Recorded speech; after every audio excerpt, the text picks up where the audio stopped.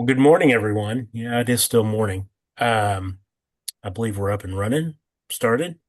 Welcome. Today, we're going to talk about digital advertising, what your blind spots are, mainly tracking how to get the real information that you need, um, looking for gaps, different things like that. So, real quick, let me do a quick intro with Trent. Trent is one of the key people in our digital advertising that I talk to on a regular basis, mainly about baseball. Right. But we do, but we do talk a lot when we're putting campaigns together for clients, putting ideas together for clients. Uh, Trent's who I go to, and we talk about what tactics, what makes more sense for what the client is wanting, what they're doing there, and then he's also helping us optimize campaigns once we see things, and we'll talk about this a little bit more in the webinar. How we see things going, what we need to change, when, different things like that.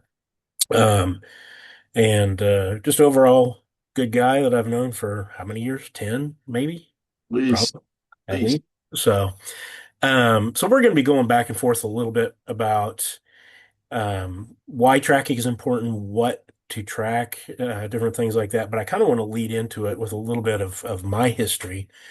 I spent almost 30 years in traditional media, your broadcast, advertising, print advertising, different things like that. And this was the one of the biggest problems we always had is how do you track? How do you know something's working? How do you see uh, that a campaign is successful? And we could always say, well, people saw it, or we know people heard it. That's it's hard to track. Later on, there were some ways where they could match up like TV and radio logs to when commercials played and what activities happen on websites based on when they played, different things like that. So. But when we jumped into the world really of digital advertising 12 plus years ago, it just gave us so much more information. And really what we're going to talk about today is how you use that information and how you set things up correctly to get the most out of it. So um, let's just talk about better tracking. So Trent, what what can better tracking tell us basically on platform reports or even beyond platform reports? Yeah. So I think that's a good place to start, right? There's two different ways to look at the world, right? There's your website, and then by world, I mean the connection between your website and what you're trying to do to get people to get there. Generally speaking, we think platforms like Google, we think platforms like Meta, insert, some other DSP, a demand side platform. That's where we buy media. And those have two particular views of the world, right? They're tracking actions, meaning Facebook and Google and whatnot are looking at clicks and video views and certain things that are actionable that the ad server, when it comes in front of you on your feed, can track.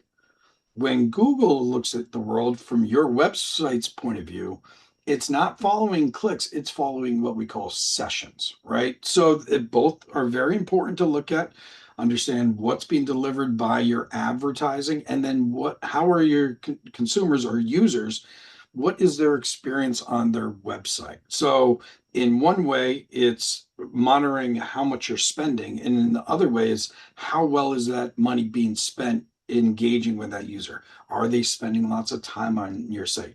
Are they going to one or two or three pages in your website? That's what analytics really does. So when we generally talk about it, there's no magic bullet solution. You need to be doing and monitoring and looking at all of the metrics and making sure that they have some type of correlation and then make better decisions moving forward. Yeah, exactly. So, Yeah, and I guess Tim, I mean, I have my view on my end from the kind of the buying point of view, and you're kind of like the middle guy typically, right? yeah, You're talking with the clients, you're engaging with me around strategy. We implement, we start programs.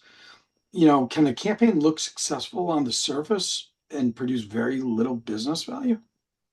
Yeah, absolutely. And that's why we look at so many different ways of tracking it. So, uh, we have the dashboard that we use when we're doing tactics, when we're doing campaigns that we set up for clients. We have a dashboard, and that gives us a lot of great information. It tells us activity, it tells us what's happening with clicks, it tells us, you know, we've talked in the past, you can see what ad sizes are working best. You can see different things like that. We also use lean a lot into Google Analytics because we can see a lot of different things into that, which we'll talk about here soon. But a lot of people get excited about clicks and click-through rates, but sometimes if those are great, but nothing's really moving, you're just paying for traffic. You're really not paying for customers. So that's why we really focus on, hey, are we in front of the right people? Are we doing the right things to get in front of the consumer that's actually going to activate this campaign? So Yeah. uh, yeah, there's a lot of I've in the past I've seen a lot of campaigns or that someone will be provided a report that says, "Oh, look how many clicks you got," and that's great, but their business didn't move, the needle didn't move on their business at all. So, and it's really comes down to, making sure, like I said, you're in front of the right people and it's in front of you really optimize who's seeing it and give it the best chance for somebody to click through on it. So let's talk a little bit about some of the most common tracking mistakes. We mentioned Google Analytics. Is having Google Analytics installed enough? I mean, that breaks off right off your last kind of commentary, right? No, typically it's not, right? It's only as good as kind of how you segment it, and that's kind of a lot of what today's discussion will be about, right? Many advertisers that we work together on and throughout my kind of career are doing multiple strategies, right? They're doing search, they're doing social, they could be doing YouTube, they could be doing a digital audio, whatever they're doing. Each one should have an opportunity to be disparate in our view in analytics. And that all comes up with setup. And we're going to go very involved into UTMs and whatnot. But if you expect good results or be able to understand results, maybe not everybody should want to have good results, but you should, the ultimate goal is understand your results, right? Whether they're good or bad, not everything's going to work all the time. What audience you think is previously bought your product or service could migrate, could change, seasonality, all sorts of different things. And so you got to kind of be agile in your approach.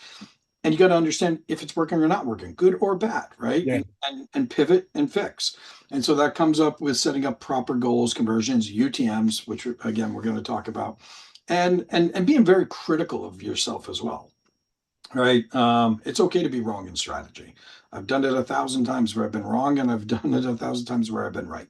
Uh, Yeah. And it's we tell clients that we're like, this campaign might look completely different in 6 months yeah, you because we're got learning. yeah, and it's also not always a campaign. It could strategy is one thing. Some clients, like an HVAC client, honestly, it really doesn't change. You got to be a homeowner, maybe certain age of home, recently purchased, whatever that current like strategy. But key point: homeowner, be able to afford a brand new train,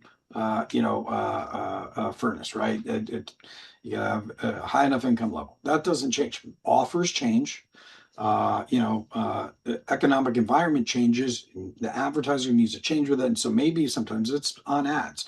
It's not always on strategy. It's not always on tracking. Sometimes it's advertising. So yeah, I mean, overall, analytics itself is not enough. It helps. Again, it doesn't necessarily, it's tracking actions on the site, which are led to by what you're either organically gaining in the market, which is what every advertiser's goal is. Be number one on page one Yep. on Google. The problem now is Google, and remember, Google's a business. Page one being number one, you're still like number six now because they put so many cost per, pay per click ads above you, and now they have Gemini and giving you the AI script above you, and so Right. you got to keep fighting against all those things. So, understanding what's happening on your website versus, and we'll call it, versus like clicks and impressions, which I think are very valuable. That is how we make a lot of choices and decisions, especially against testing audience and creative, but we need it to be reinforced with other information from an advertiser that can have that, right? Because that isn't always an option either. There might not be an action that can be taken on a client's website. It might be a very educational type website, pick up a phone, call, and we should track that. You can switch out what we call vanity, URLs for phone, dynamic numbers that we then understand what drove it there. Right. And so there's answers to always do better. Exactly. Exactly. Um, I guess we probably should explain what a UTM is. Yeah. So in plain English, Trent, what I is a UTM code? am going to take a minute so UTM, right? It's it does stand for, because I was always curious, urgent tracking module, right? It was a company that Google bought, right? And it was exactly when they left or opened up the world to more than just pay per click and started really came up with Google Analytics. It was very convoluted, right? And they were looking to kind of make it more robust and to a degree, make it more plain English. And there was a company, Urgent Tracking Module, out of I believe it was Germany. They bought, and that allowed us very basic setup. You think source, right? Source medium campaign. Is this from a particular? It could be, and it could be whatever you want. Medium typically being, is it search, social, whatever whatever kind of marketing effort you're doing. Source could be if you're getting it through Compass. If you do it internally, if you're doing it with a certain type of partner, and then campaign would be like think summer 2026 versus fall 2026. Uh, Really, all three of them, in my view, can be kind of interchangeable. However, you just want to be consistent in your setup. That's the key, right? And it allows you to sort rather than download, right? Now you can do it all in your analytics rather than try and reach out to Tim and be like, "Hey, Tim, tell me what's going on here," and then Right. Right. do some searching, some sorting and Yeah. whatnot. So, but yeah, it's meant to make your life easier, and it's meant to create a bridge between your advertising and your website. Meaning, if somebody clicks, this is now going to engage on that URL with all those appendages of source, medium, and campaign. And as that individual comes into your website, they're now being cataloged, right? But the key there is clicks, right? Because that's what it's activating on. And to the degree, those might be your most engaged consumers, right? You got in front of Mhm. them for whatever reason it was. They chose to take some time out of their day while scrolling through social or whatnot to click on your ad. And at that moment, that's going to activate. And now we're going to be able to see what is the results from that in your analytics. Right. Well, and when I put a UTM code together, you talked about the different things. Source, I always put as compass, so we see it coming from our campaigns. Medium, we have several clients that run different tactics, so I want to know which tactic is working the best or how each one is performing. And we have several clients that run different campaigns at the same time. So this one might be, for example, of a financial institution. We might be running a HELOC campaign and a mortgage campaign and a summer sale campaign. I want to see what each one of them is doing instead of just the And conglomeration of all of them. So, exactly, it doesn't always have to be very confusing. And if you do have a lot of strategies like you're talking about, mhm. then you need to do something like this, right? It's the only way to kind of slightly stay organized. Um, some clients I've seen them, and I don't recommend it. To keep all those things in place, Compass, social, and then they want to track per different ad size. If they're doing display like a 728 by 90, 300 by 250, mobile app. You don't need that. You get that information from the reports that you're getting, right? And that Right. just, again, you're trying to organize yourself in analytics, and that's making yourself become disorganized. You could go the route again. I think you get this information from reporting and advertising opportunities, because again, these are clicks that are happening from something that you're doing. You could, I wouldn't argue around like creative A versus creative B. Family in one picture, Tim in another picture. Clearly, the family's going to do a whole lot better. But, but, sorry, had to Very true. but again, that information comes from your social campaign reports or your search campaign reports. It should be all in the creative breakdown. So I would always try and keep it surface level, but also segmented to the point like you were talking about, Tim, for like a financial client that might have multiple strategies Right. and being able to kind of segment them. I agree. Yeah. And one of the common mistakes I really see with UTM codes is people will just say Facebook or FB, but that's not telling you because you'll get some organic things from Facebook too, and it's all going to show up the same. So you won't be able to track what's really coming from your campaign. So you got to get a little bit more creative, give it a, more unique campaign name so they know it knows when you're looking at a Google Analytics what it's actually coming from. Because I'll look at Google Analytics for a client and you'll see about 6 to 7 Facebook entries just coming from different parts of Facebook. And that doesn't necessarily mean it's even the campaign that you're running. Yeah, no, exactly, and I think clients as well as campaign managers, generally the people that media buyers, um, sometimes wait too long to optimize campaigns, and sometimes clients worry too quickly about making changes, right? Yeah. And it's hard to give you a right solution. All I can tell you is to make sure that you generally have spent enough that you're making good education, conversations. If it's on the media buying side, we get lots of slack from clients. Like 3 days into it, we've spent, maybe they're spending $1,500 or $2,500 for the month. Let's just say $3,000 for the month. It's $100 a day. It's $100 a day is a decent amount of money, right? But is it enough to make judgments after 3 days for the next 27? Because Right. your click-through rate's kind of slow. Each platform can self-optimize to a degree. Then there's other data that you want to review with human eyeballs and make better decisions. But Facebook and Google and every single one of these platforms want to spend money. They spend money typically by engagement if somebody clicks on an ad. So they are in the business of making sure the campaigns are doing what they should be doing. They sometimes need more data to get in front of the right people. And so if you have Exactly. a low click-through rate in the first couple of days, who's to say the fourth or fifth day doesn't activate heavier clicks and then blows it all out of the water? And if I made changes too quickly, that wouldn't have happened, right? It doesn't take a lot for a click-through rate to go up when there's only so many impressions, because it's simple math. Impressions divided by clicks equals your click-through rate. If all of a sudden on the fourth day you get a lot more clicks, boom, that click-through rate goes out of the water. So there's a happy medium between what a client's kind of spending.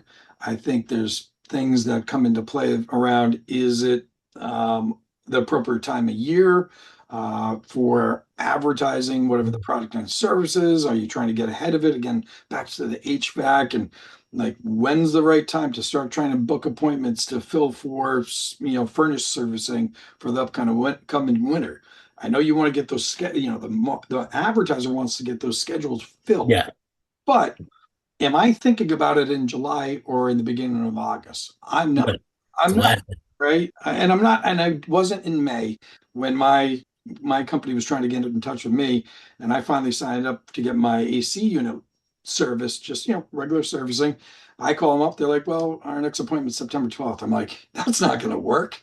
Right. The whole Right. season's over. So, I think there's a number of reasons at play outside of just strategy and whatnot. So, again, whether it's on the buying side, or what the results are in your analytics. It's just things to pay attention to, right? Yeah. Right? And Completely. there should be a correlation.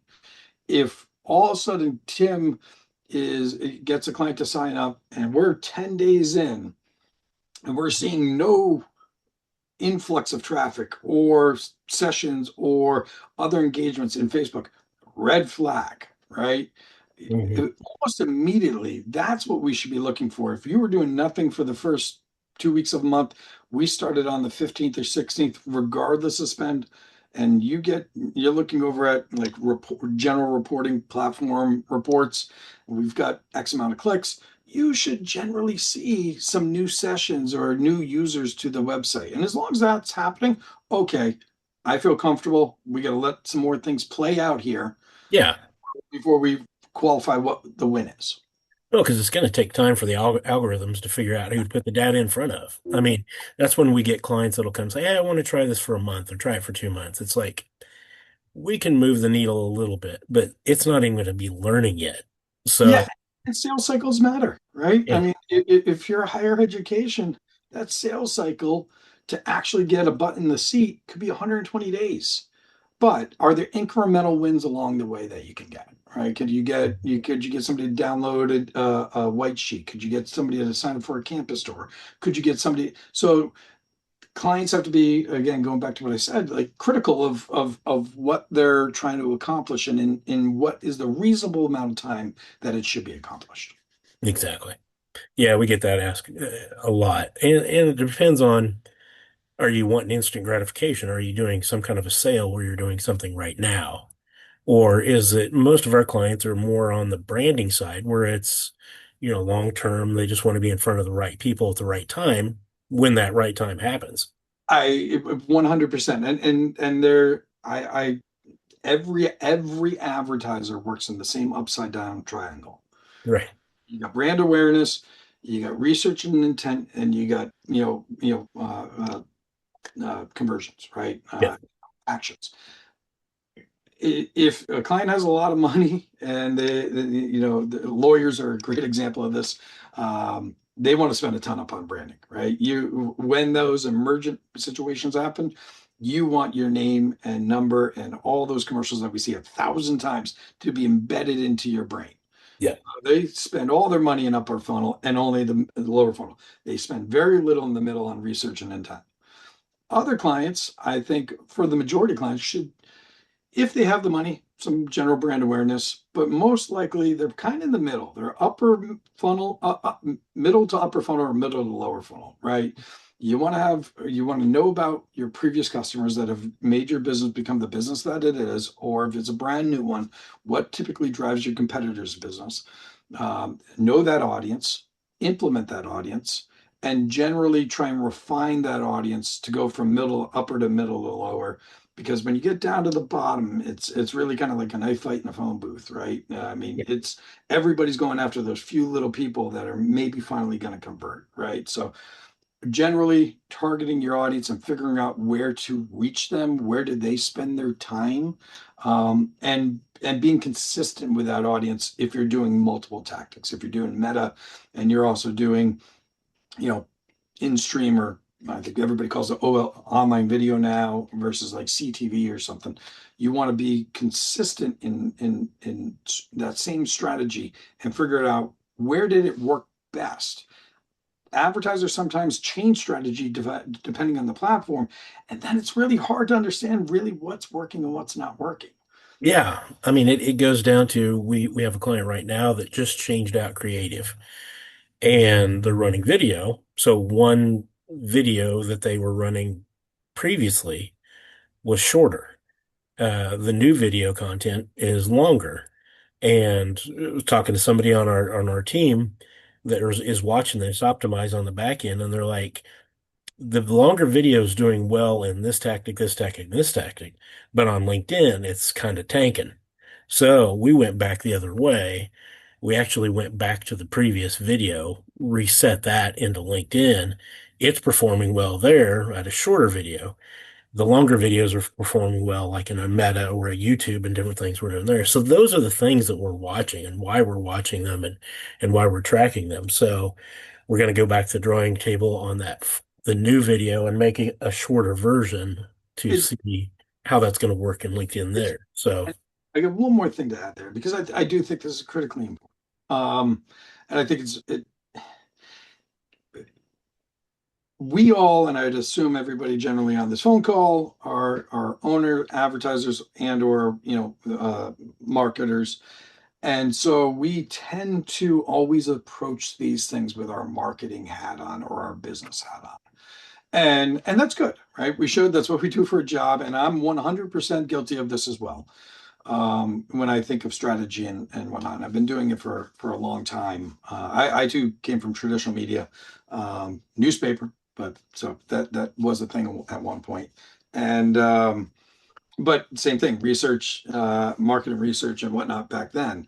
And it we have to be critical of ourselves as far as um, taking our marketer hat off and putting our consumer hat on. And we see this all the time in forums. We do this effort to get these people to click and engage and come up with this whole entire strategy of our job. And then the user clicks on it. They get to a point, they're like, oh my God, you want me to fill out? We just met. yeah, You want me to fill out 15 fields. You want my daughter's birthday. You want my social security. You're like, getting the consumer to do what you want them to do is no different than dating and finding your significant other. yes, yeah, A lot of times, and I'm not saying sometimes it doesn't work, right? Sometimes it just you tricked them and it worked, and they filled out all your fields. Most of the time, in general, and if you're paying attention to your analytics, and it's not like hosted on a third party like portal or something like that, you're gonna see significant drop off there because people just don't. They find that almost rude, right? yeah. I do, Tim. I'm sure you do, How and much, yeah. How much many. information do you want right now? Exactly. So sometimes it's nice to get the phone number, get the email, get them to, tell you what business vertical they're in or whatever it might be, and then send a follow-up. There's a secondary conversation to be had there, whether it's a follow-up email, give it to a lead person on the team to make a phone call, reach out to this person to get some more of that information. And that the rest of the information might not come from that next effort. It might take the third or fourth effort, right? So we want to make sure we're being realistic in what we're asking users to do. Yeah, very much so. And that's one thing that we really have to look at when we have a client that's coming on board or that wants to do a digital campaign or a traditional media campaign. What do you want that consumer to do, and what's it look like when they get there? And we have probably redone so many websites just because the website either doesn't look right or is not the right content. Because I mean, So it all works together. all the effort, and then you bring them and you bring them to an old, outdated website that doesn't even represent your current business model to a degree. Right. And so, again, being critical of yourself, um, I think is important. And because at the end of the day, both Tim, I, and anybody else that works on any of advertisers' behalf wants it to work well. And if they don't call it out, they should. Everybody should be on. If it be fair, it's a safe room, right? Uh, Yeah. Right.